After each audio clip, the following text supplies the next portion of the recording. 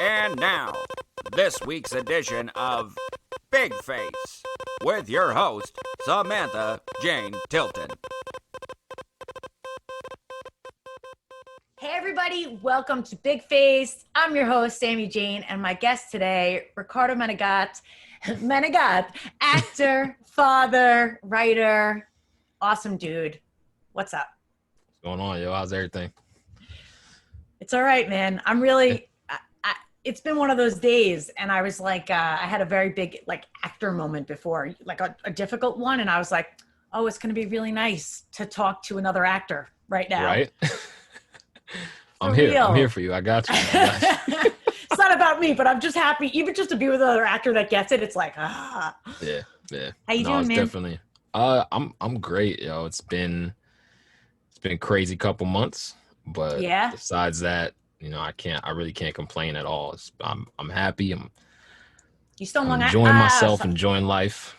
I was about to say where you live, and then I was like, Long Island's a big place. I was going to say you're still in Long Oh Island. no, I don't live in Long Island anymore. Where are you? It's crazy. I'm in Brooklyn now. Yeah. Yeah, How long? Yeah, probably a while. It's only been a month right now. Okay. We were in Long Island for a bit, and then what happened was we decided to kind of just rent the house we were living in to just to make some money off of it. Yeah. And then stayed with my girlfriend's parents for a little bit. And then, you know how that could be, parents over your head, everybody's around. So we decided hard, all right, dude. she owns property in Brooklyn. So we were like, all right, let's go to Brooklyn where we can save and kind of stack up and trying to figure out what the next move is. So that's awesome. Yeah. That's really, really great. And so your baby, how old now? She's three.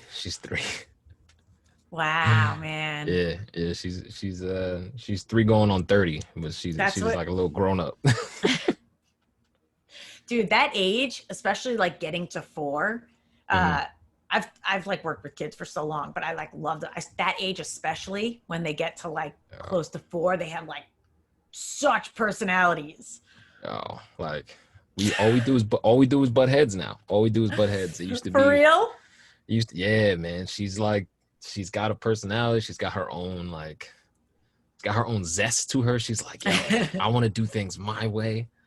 And sometimes I gotta calm her down. Like, look, let me tell you something. If this gonna work, we're gonna have meet in the middle, lady. Meet in the middle. You're gonna have to calm down, But she got a lot of fire, but I love that. I think any woman in this world should have that kind of fire, because it's not easy for y'all in general. So it's I love that she's not a timid girl. She really is about she's usually playing with all the boys, because she got a lot of boy cousins. Really? She's always playing with the boys. She's rough. She's wants to wrestle. And my mom's always like, oh my God, take it easy on her. And I'm like, nah, it's that's what she's about. I'm not gonna stop her, That's my boyfriend's like that. He's like, easy, because I'm still just let's wrestle. So what you're telling me is that she's gonna be like that forever, is what you're saying? Forever. That never goes away. It's a gene. That's just part of the gene. Perfect. I'm glad. I don't ever want it to go. She'll be a tough cookie. It's good. Good. So what's going on? So of course, I think the last time I saw you was when we had a reading for your feature that you wrote, correct? Did I lose you? Yeah, it was I think. Oh, I lost you a little bit. I think we're glitching. Yeah. Could be me. I don't know. Hold on. Let's see. You know what? We're going to pause for a sec because, I had my own technical stuff. So let's give it a sec. All right. So we're back. We're going to try and work with this. All right. So I was saying to you before we got cut off. So last time I saw you was for the reading of, it was a feature, wasn't it? Yeah. How is that? What has happened since then? Man, I've it's my own brain playing tricks on me, but I've been writing, rewriting, for a while now with that. And now I got somebody reading it that has put out a couple features before. Okay. And just trying to get some feedback on structure and, things like that. Cause I've never written something that big, that long.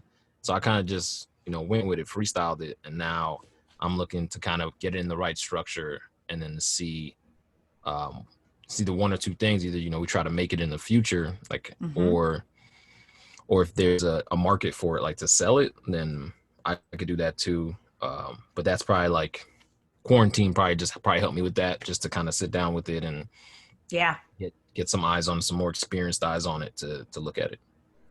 I feel, what's kind of funny is that I'm like, this is kind of just washing over me right now. I feel honored. I was in class when you started to write. Yeah. I remember like the first thing you brought in, and I remember Anthony. So those of you guys watching, listening, Anthony Abeson was our teacher, and he was like, "You're right." Like, he's like, "We have a writer," It was like a collective conscious, like, it was like, damn, this kid's a writer.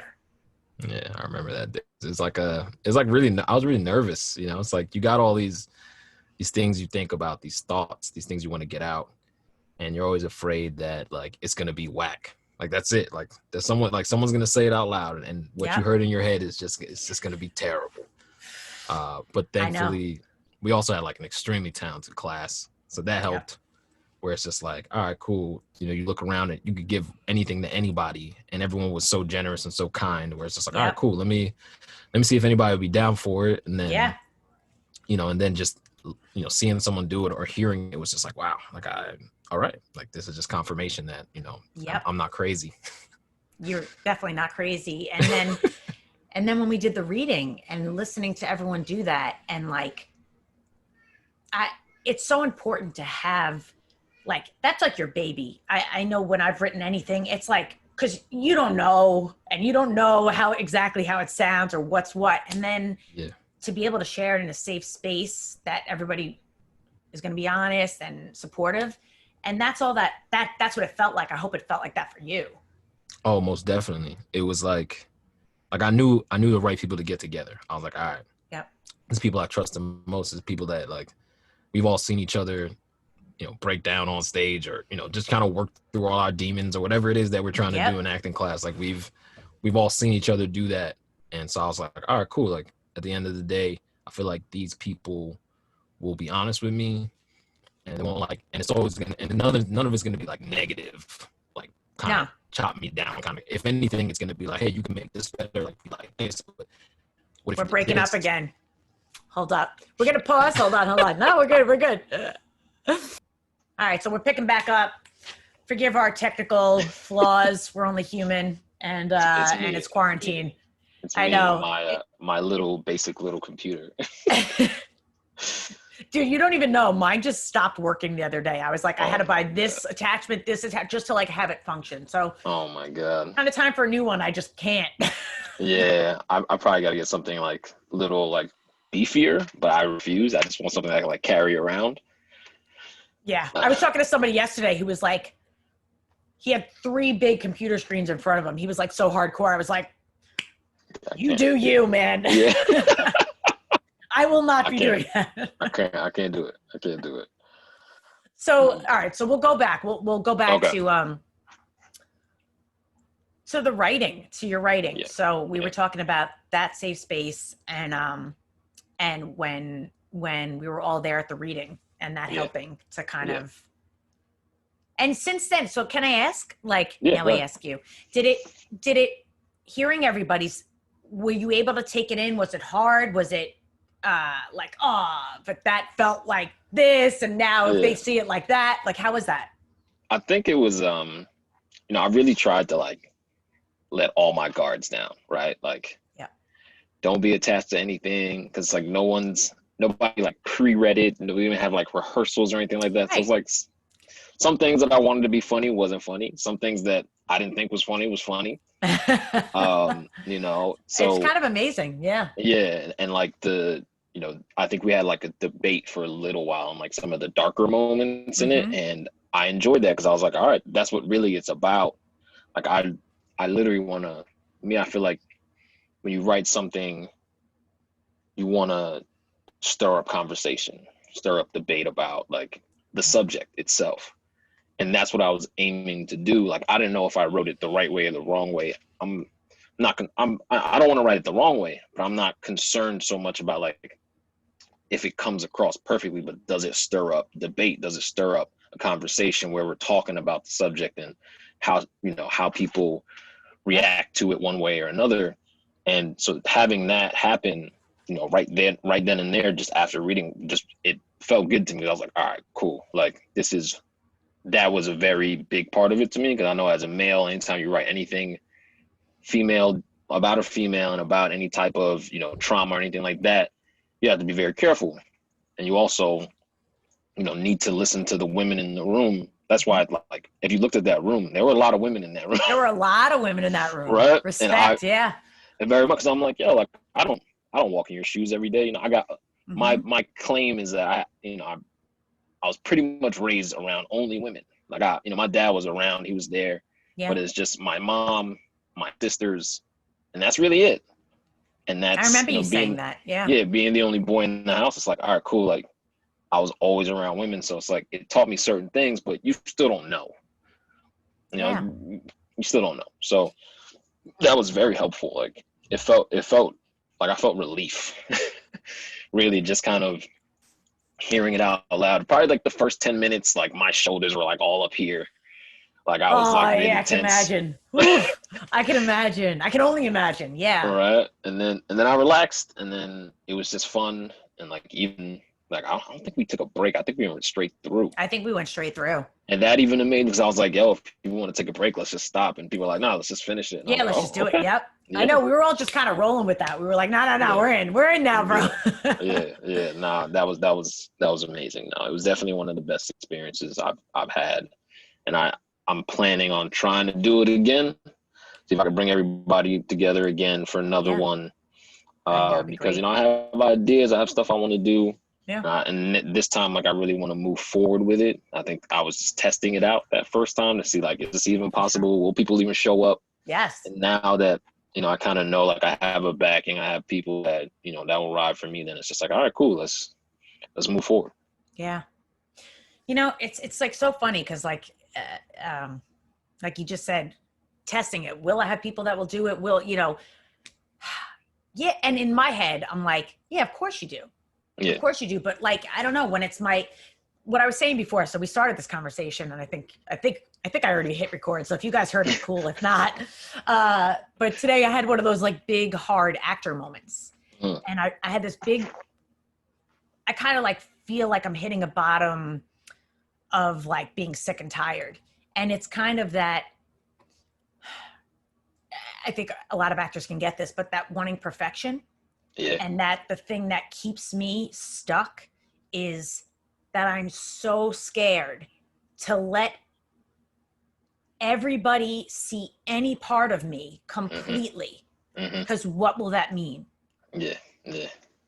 But like, and with writing, with acting, like, it is so courageous. And it's like, you can't do it. You can't fully do it unless you go, I blew up before we got on the thing today. And I was like, I am imperfect. I'm going to be imperfect. I'm going to mess up. I'm going to be selfish. I'm going to talk too much. I'm going to this, I'm going to that. And it's going to be okay. Cause I'll look at it and I'll get better. That's it. But I gotta be willing to be crappy. Yeah. I mean, it's what they say, like anything worth doing is worth being bad at first, right? It's like, I know. And my mother, I remember like my mother, she told me like, oh, like I was getting older, like ready to go to school, like college and stuff. And she was like, you need to start learning how to cook. And I was like, for what? I don't need to learn how to cook. And she was, I said that. I said it because I didn't want to be bad at it. Like I was like, because I think she's a great cook. My sisters are great cooks. And I was just like, I'm not trying to cook and my food tastes terrible. Like, no. But she was like, no, I'm gonna show you how to do it. She's like, because one, it's gonna be something that, like, once you get good at it, like it's worth it. It's worth it to sit there in the kitchen and, it's hot, whatever it is, you're sweating a little bit, you try to make something, you burn something, whatever it is, like, in our family, like, the big thing is, like, we make a lot of rice. So she's like, the rice, like, the first time you make the rice, it might be terrible. Yeah. But then, trust me, you're going to want to make it again to make it right. And then another thing was, like, tea. I love my mom's tea. Like, that tea is delicious. And I remember I was sick in school, and she was like, just make the tea. And I was like, no, Mom, I'm not making it because it's going to be nasty. And it took me like at least 10 or 12 times. 10 or 12 times before I got it right. And I came home, I started making the tea. My mom goes, your tea better than mine. And I was like, stop. Right. Just now. Stop yourself. But it was worth it. It was worth it to hear that. And I heard that. I said, oh, wow, it's worth it going through like, bad batch after bad batch. But it's just like, what can we do? Like, that's the only way you're going to get good at something. It's the only way. Yeah. And it's, God, and there's so much beauty in that, in the learning, but it's so hard to sit through it for me. Yeah. Oh, no, I'm right with you. I'm right there with you on that. Cause it's not like one of the toughest things I feel like just as a human being on earth is living through your failures. Because it's just like, there's no, like there's it gives you so much reason to quit. But if you if whatever you want is in front of you, if it lies ahead of you, like you have to be able to live through your failures and not live through it sulking, like live through it saying like, all right, cool, I messed this thing up. It was bad. But now, like, what can I learn from it? Like, what can I take from it so that the next time I do it is better? It's not going to be 100% better, right? But it's just better than the last time, and allowing that to satisfy you. Because we really be stuck on perfection. We're like, I want it to be perfect. And it's just like, nah, if it's better than last time, that's kind of perfect. Like, it's better than the last time I did it. I'm like really taking that in right now because it's like right along with, and I know I'm not alone, and I know you're not alone with that, but it's I don't know, it's in interviewing a bunch of people lately, a lot of what people have shared that are successful in this business and stuff has been that they've learned who they are and to trust themselves. Yeah. And like to trust when they know, like it doesn't feel right or this, and to look at themselves. And I want to just, and it's so easy. When I'm coaching or I'm casting or whatever, I know how to help you, and I know you got this, and I know you're exactly where you're supposed to be. And I know it all, and I believe it wholeheartedly. Yeah. But to turn it back around on myself is like, God damn how hard it is. I don't like it. I know, man. It's so uncomfortable. Yeah, it's like I recently started taking up playing basketball again. So I'm like, I haven't played basketball forever. So I was like, all right, I want to play. I get out there early in the morning. I was like, I don't want nobody to see me. So I'm like early out there, like I can barely 20 minutes in, I'm dead. And then I'm remembering, because I used to coach in the summertime with like younger kids, and just kind of talking to them and like speak, like when you're coaching them through these things, it's so easy. Hold on, I'm losing you again. Hang tight, 1 sec, guys. Oh man. All right, so technical glitch back. So basketball, little kids. Are we all good? I'm getting so much glitchy on your side. It's messed up. I don't understand what just happened. Technology, man. Whoever understands what happens? I don't. We'll just roll with it. All right, let's try. We're gonna hope it works for us. Yeah, no, let's do it.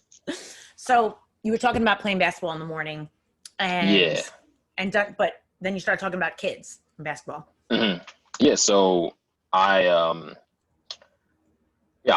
coaching these kids, and it's so easy to tell these kids what to do and how to do it, and and it's like, oh man, this is easy. Like, why can't you get this? Like, come on, like let's, make your layups. You know what I'm saying? Like, it's an open shot.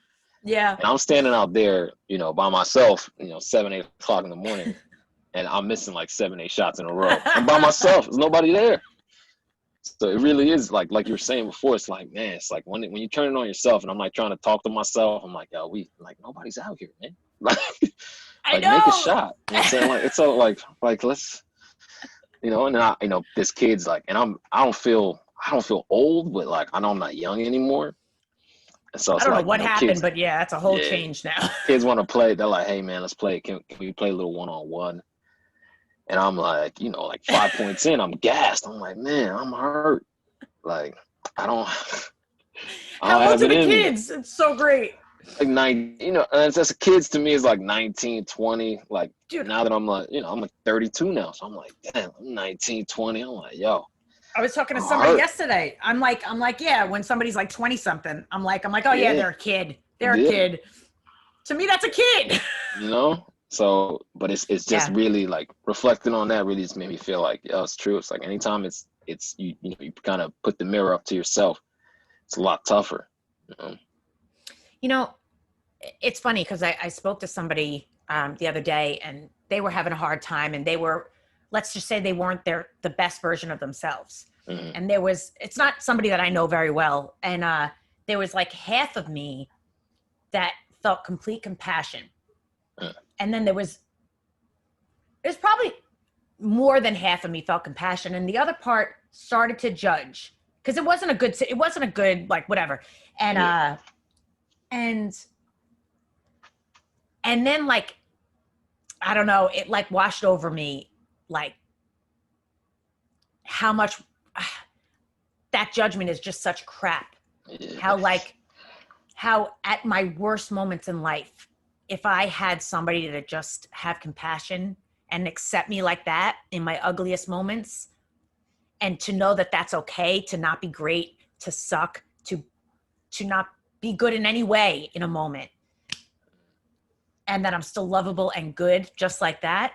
I wish I had learned that. And it took me many years and kind of learning that myself. And so when I realized that with another person, I'm like, God damn, that's such a reminder. I never want to judge anyone.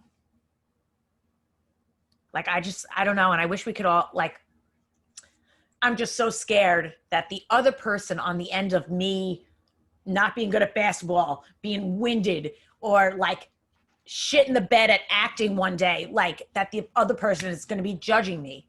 I'm so scared of the judgment. Or what am I scared of? Like, who cares what somebody thinks, Did I lose you? No. Oh. No, we're just freezing again. We're back. Hold up. Yeah, we were just trying to pick back up, and I was trying to remember where I was, and I was ranting about something, which for you guys, I don't even know what I was ranting about. Do you? Probably wasn't worth ranting. No, just about judgment. You were like, yeah, all that judgment. Yes. Like you wish, like, who cares? Like, who cares what's like the failures, like how you feel, or what's going on with, like, the way you said that you were feeling about the person's decisions and stuff like that. But I think that's every human being. Like, we all, to some degree, we're like, we feel, you hear something from someone and there's nothing in us that can stop us from judging completely. Like, right, we're human. I hear something a little crazy, I'm like, yeah, you probably shouldn't have done that. But at the same time, like, it's one of those things that I feel like not everyone, but some people tell you, like, you wish, if it was me, like you said, like, I wish someone would have that compassion for me. You said that, and I was like, that's true. That's all I really want. I wish people would just, when you see me at my worst or whatever, you just want to pick me up. You don't want to, step over me. I think all of us want that. I think as a human, I think that's what we want. But it's so easy to go the other way and distance and go like, shit, I don't need any of that. Or like, damn, that's when we all have, I think we all have our own versions of that, whatever that crazy is, whatever that, man. Yeah. And if we could just lift each other up in those moments instead of keep each other down. That would be amazing. Yeah. And I feel like as I've gotten older, finding even just a few people in life to be those people that got me no matter what. It's like the biggest gift in the world, Yeah. And that's all you really need. All you really need is like one or two people. I was thinking about this the other day too. I was like, yeah, it's like we live in a culture where it's like, if we don't get enough likes, if we don't get enough this, enough that, like, are we really relevant? Does anybody really care? And I was like, really, all you really need is one person.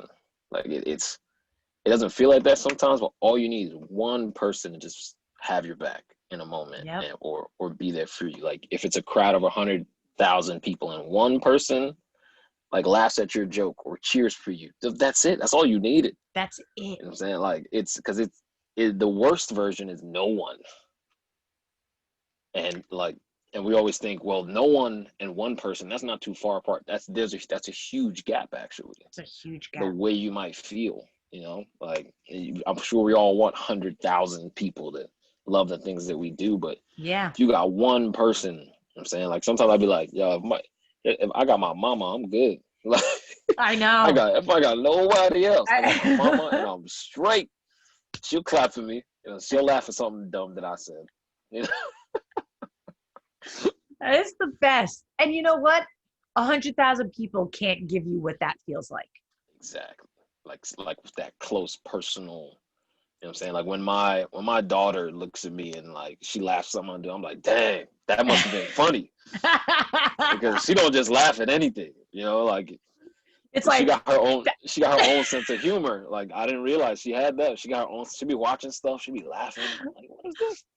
So when I do something funny, I think, and she starts laughing, I'm like, oh, that's something I treasure, because I'm just like, that's close. Like nobody else probably would have laughed at that, but she does. I know.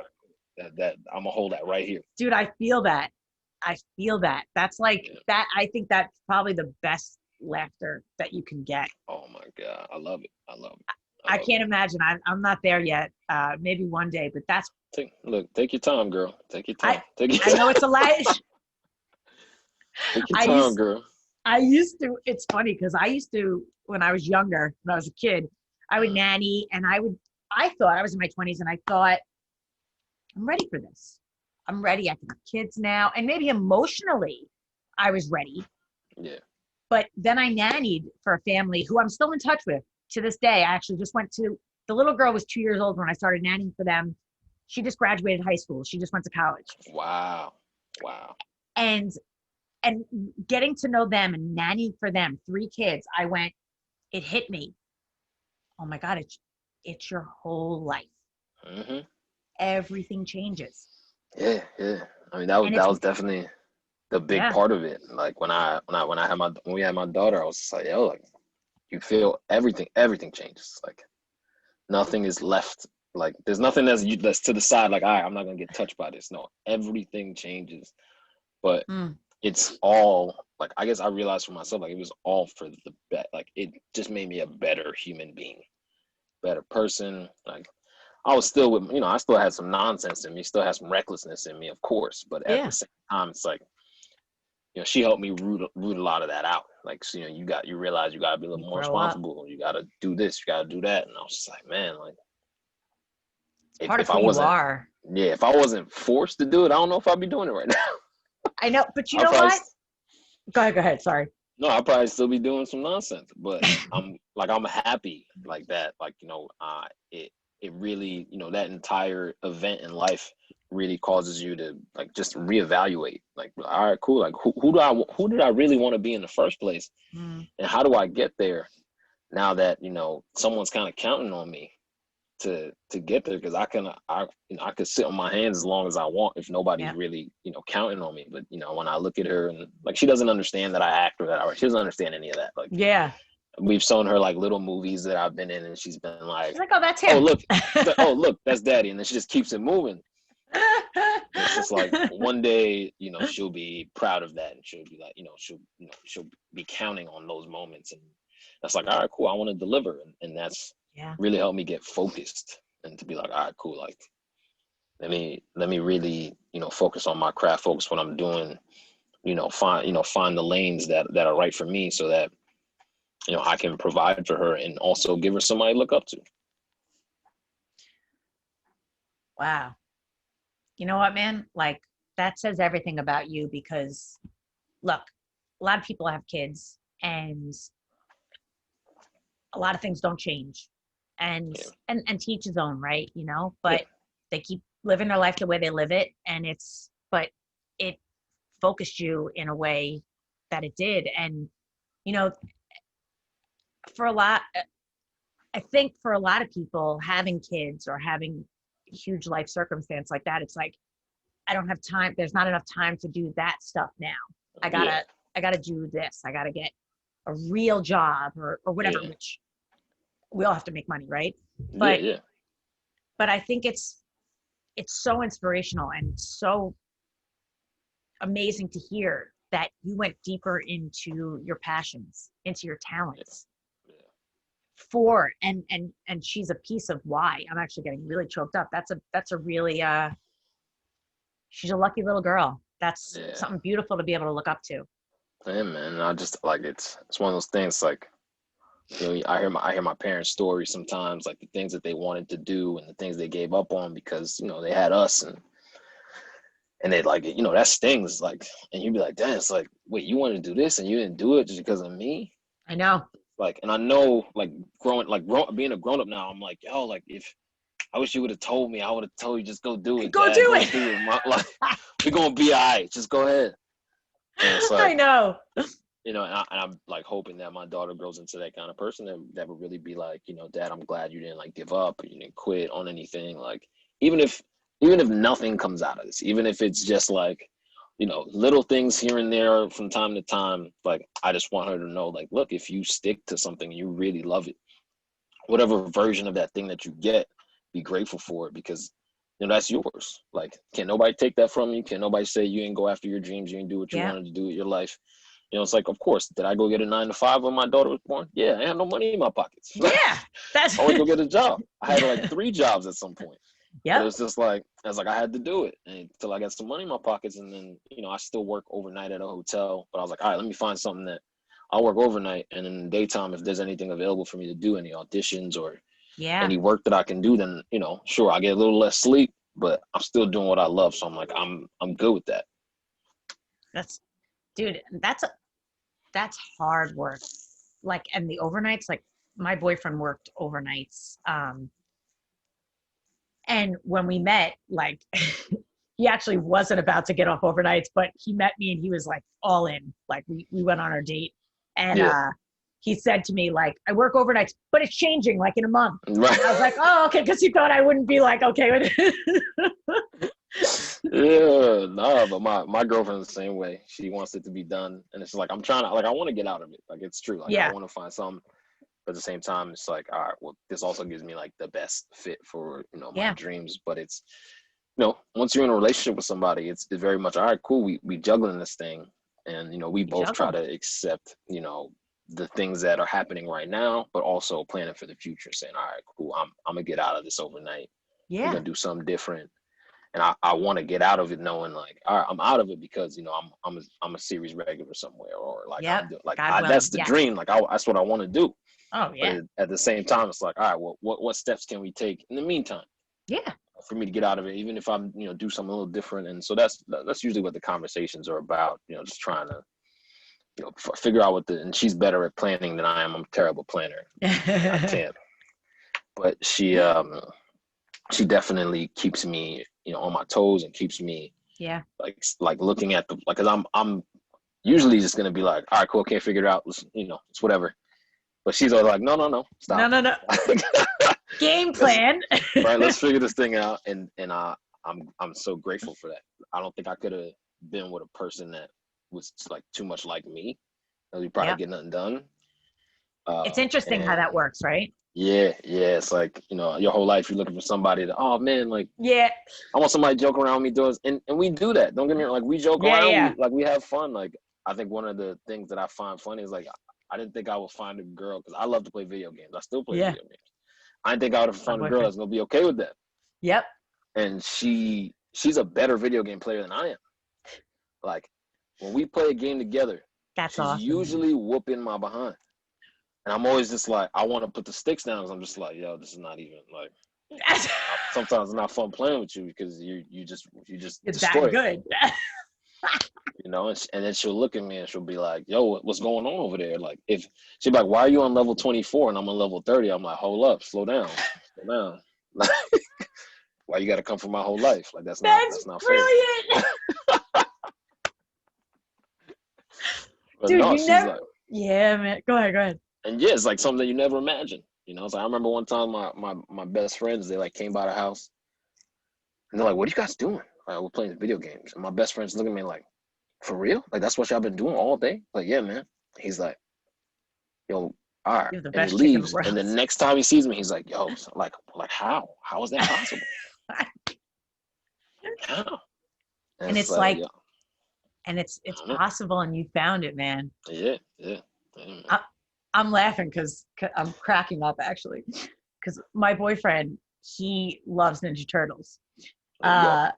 He loves Ninja Turtles, and like they were doing a reading on a channel once of like the first script of the first movie, and like we had a pizza party, a Ninja Turtle pizza party, like wow. and like he's gonna, if he hears me right now, we live in a studio during quarantine, so he definitely like hears me. But like the other day, he got Teenage Mutant Ninja Turtle like figurines, like action figure things, and he literally was like going down to get the packages or whatever, and he's like, I'll help you. And I was like, no, it's okay, play with your toys, I'm gonna go downstairs. And he just was cracking up because I was dead serious. I was like, no, play with your toys. Like, Man, he found the right one, you know. I He know. probably never thought he'd hear a woman say that. So go ahead, play with your toys, and it's okay. He probably thought she was being like condescending. He's like, no, I'm serious. I was dead serious, and that's why he was cracking up, because like he knew I was dead serious, and like he's like, only you know, like, and that's, man, when you find your best friend like that, that keeps you in line, like checks you, challenges you, but loves you through everything, like, and that you can play video games with, that you can play with Ninja Turtle figurines, like, man, it's the good stuff. Yeah, man. Yeah. Oh, I love that. So quarantine, so everything's kind of been shut down, so you've been able to keep working on the script. But I did see, of course, because I was like, all right, let me check in and see what's been going on for him since we haven't caught up. And I looked at IMDb, and there's a show called Tommy. Is that correct? Yeah. With Edie Falco? Yeah. I got to work on that. Yeah, I got to work on that for one day. Got to play like a police officer for like one of the early scenes in the I think it's like the 9th or 10th episode, something like that. And nice. You know, that was great. Like that really made me. It's one of those things where it's like I've been trying to get something like that for so long.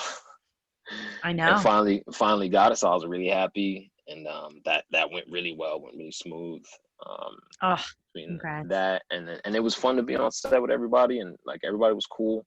Like I always feel like, you know, when you don't really know what it's like on bigger sets, like you kind of have this thought in your head that, man, like I hope everybody's nice, and but it's true. Everybody was nice. Everybody was cool. You know, everybody came ready to do the work. And it's just like, all right, cool. Like that's what I needed to make me feel like I don't feel out of place. I feel like I belong here. And the thing is, it's funny because you do belong there. And like, and I know that, but like, I know for myself, if I was going on set, big set, and I haven't done that, I'd be thinking the same thing. Yeah. And it's great. Like it's just fun. It was fun. I had fun, and that was the best part of it. Yeah. I love that, man. And just like, I'm congrats. I'm so happy that you got that.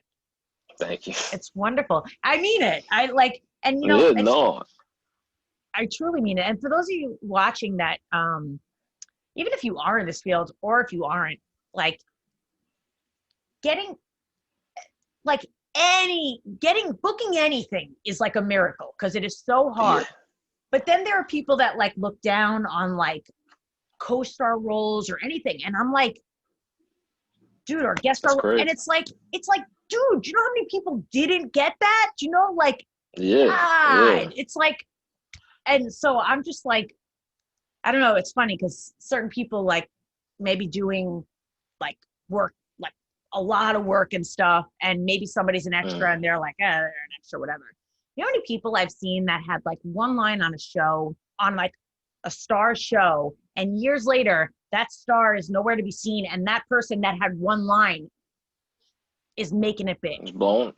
Exactly. You just never know.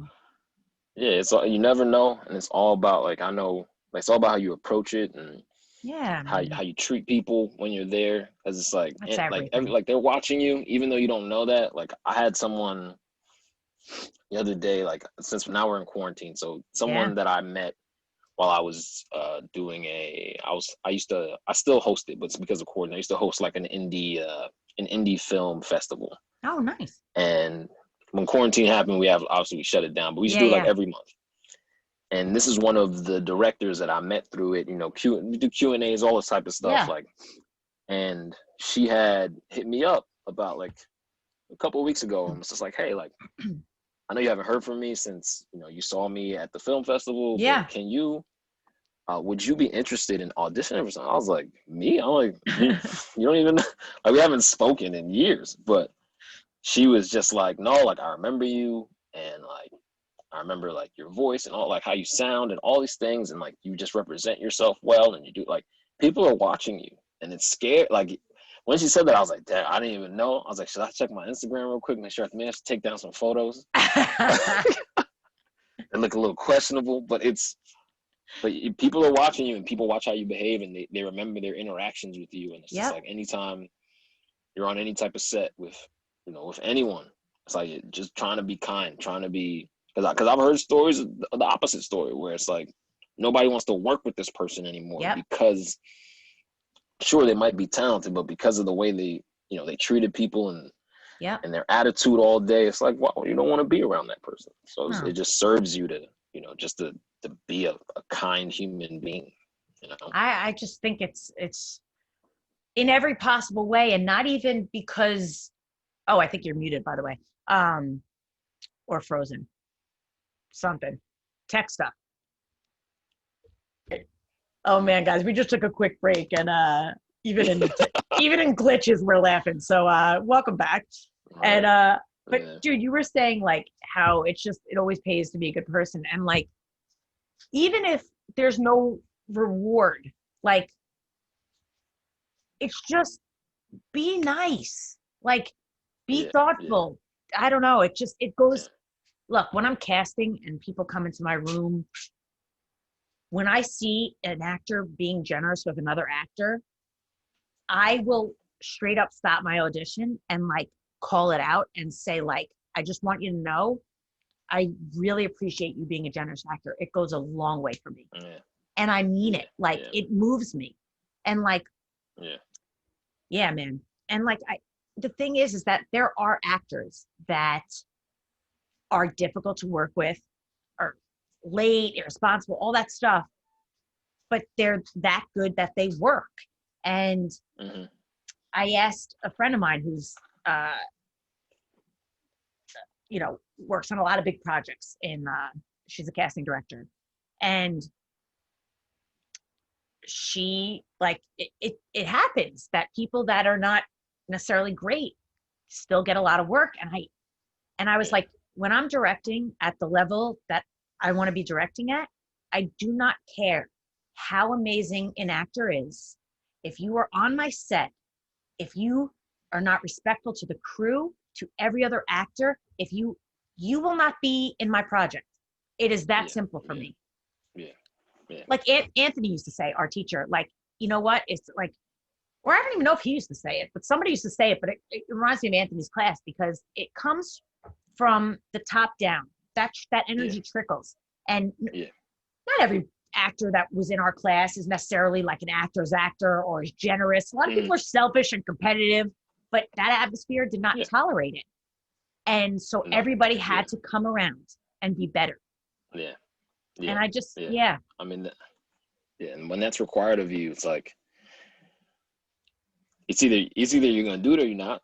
And it's like, and then everyone knows your true colors. Everybody knows, like, all right, this is kind of who this person is. Like, if, you know, if I need you to be generous for me, like if I need you to do, like, I think our class really lends itself to that, to be like, all right, well, you know, so-and-so is working on this today. Hey, you know, hey Sam, can you get up there and just be some wild, crazy person for them, just so that they can get this? Yes. Like, just how willing we were to be like, all right, cool, let me go do that real quick for you, just so that, you know, you have what you need to get to where you need to go.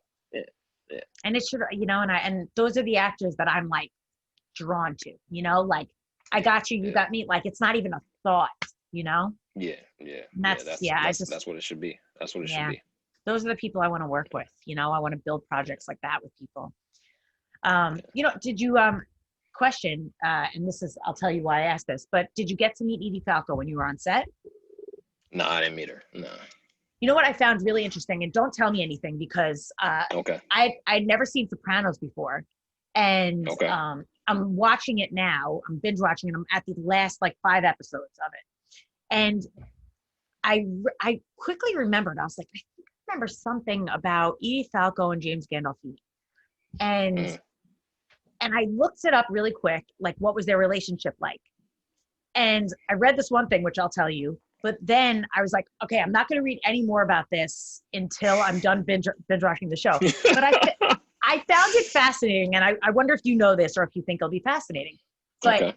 I love Edie Falco, and James Gandolfini was brilliant. It's brilliant. Yeah.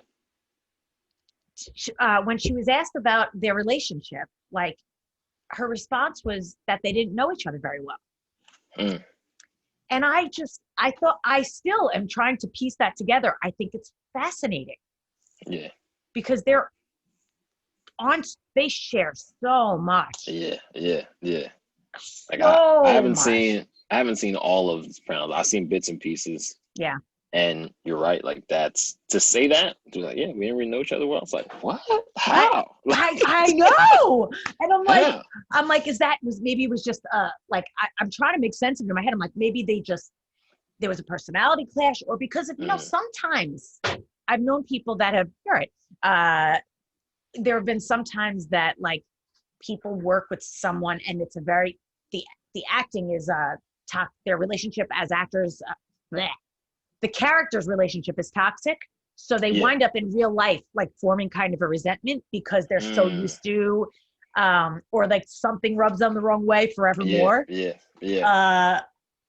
And I always wondered, I still wonder, and I'll read more about it once I'm done binge watching it. But because when you get that close with someone on set, when you experience those kinds of feelings with such intensity, I can't imagine not knowing someone well. Yeah. But it's like every actor. Yeah, every actor has like their way of, it's like their way of just operating. So it's like, for you and me, it'd be like, man, even for me, I'd be like, yo, if we're gonna work this closely, we should probably hang out, like get to know each other, just so that like, we know, what's over the line, like what's okay, like right. Maybe we don't have to be the best of friends, but it's like I need to know you, connect, but, yeah, because you're connected. And I feel like I think I've done that with most of the actors that I've worked with. Yep. Like in anything, it's just like, all right, cool. Like we're gonna be, we're gonna play husband and wife. Cool. Let's go get a coffee. Let's hang out. Like, I'm saying, we don't have to even talk about, the characters or anything like that. Let's just spend some time together just to get to know one another. So yeah, that's kind of mind-boggling. Yeah. Right. Had you ever heard that? No, I never knew. I just thought it was fascinating. That's why I was like, because I have to talk to, once I'm done binge watching it, like 5 more episodes, I got to talk to somebody that knows more about it. Because to me, as an actor, it's fascinating. Yeah, man. You would be my best buddy, like right? on earth. Because like, yo, if as many seasons of that thing as there were, it's like as much as we share, it's like, yo, you're my homie. But I guess and their on-screen chemistry, which you know what? Maybe they just weren't each other's jam in real life. Who the hell knows? We have no idea. But good for them that no matter what, that their chemistry and acting together is just incredible. And it's incredible. Yeah, but it's incredible. Maybe that lent itself to that there was some sort of mystery there.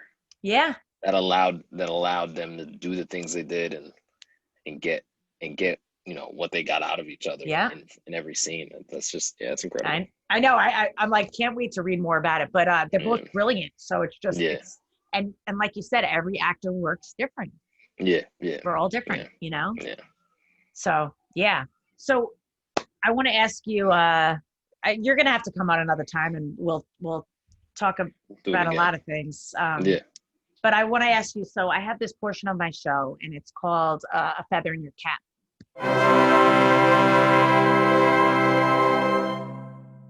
Okay.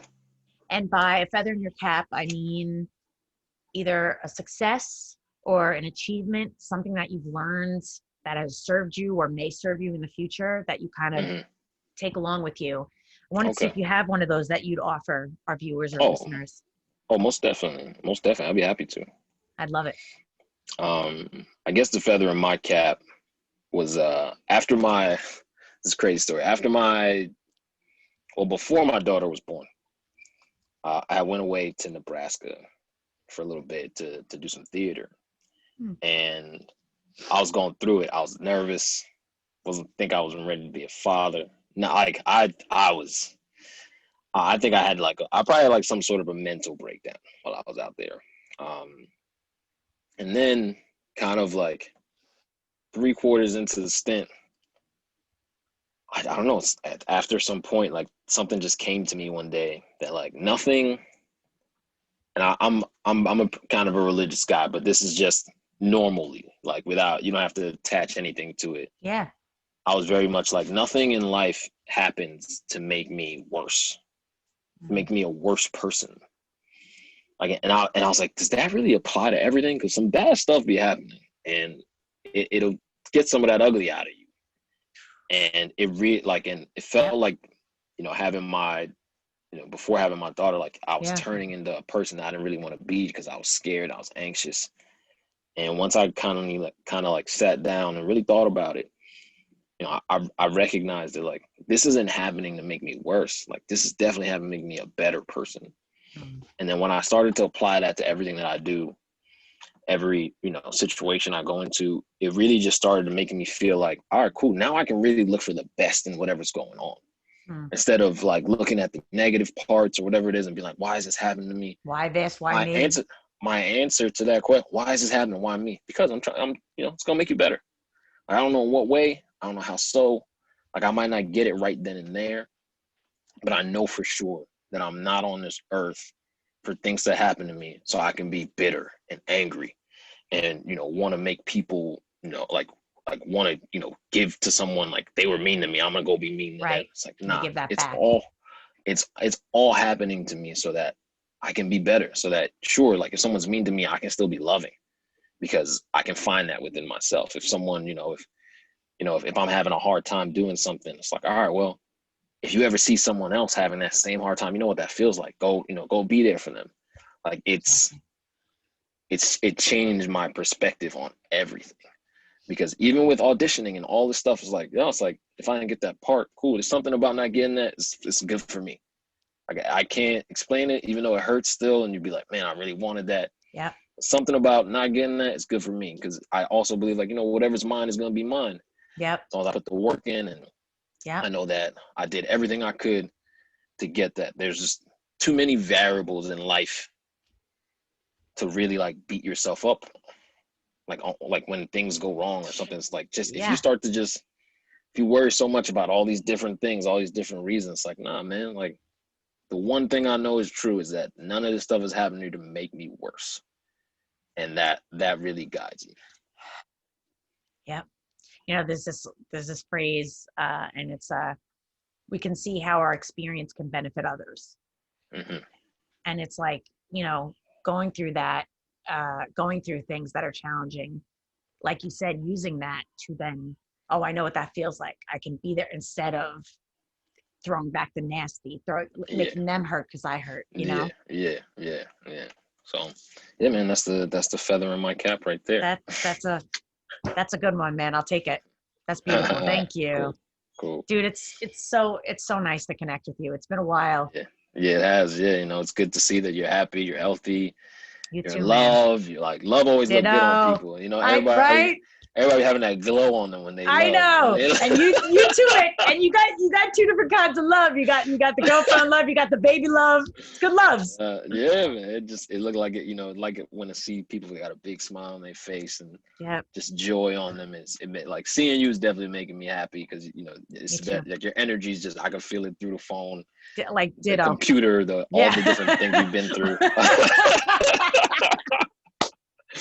But nah, all the platforms brought the love. Right? It's true. And can you see me? You actually just froze right now. I love it. All right, cool. No, you're back. You're back. But no, perfect. But now it's just like, it definitely warms my heart just to to hear from you, to see what you're doing. You're doing big things. I love what you got going on. Ditto, man. Just keep plowing, keep doing what you got to do. You too, man. If you ever need me, I'm here. Dude, right back at you, man. I support you. I'm here supporting you, and I wanna support you all the way through, man. Totally. Cool. You're good people. Yeah. Thank you for being here, man. And guys, thank you for tuning in. I'm sure you're moved the way I am. This man's the best. And that's it, guys. You tuned in. Tune in next week. You can like, rate, subscribe. Social medias, it's a pain in the ass, but it keeps us connected. So do it. Facts. Do it, man. Facts. And All right. man, thank you so much, man. Love you. to the Take care of family. yourself, all right? Stay good. Stay good. All right. Bye, man. Bye.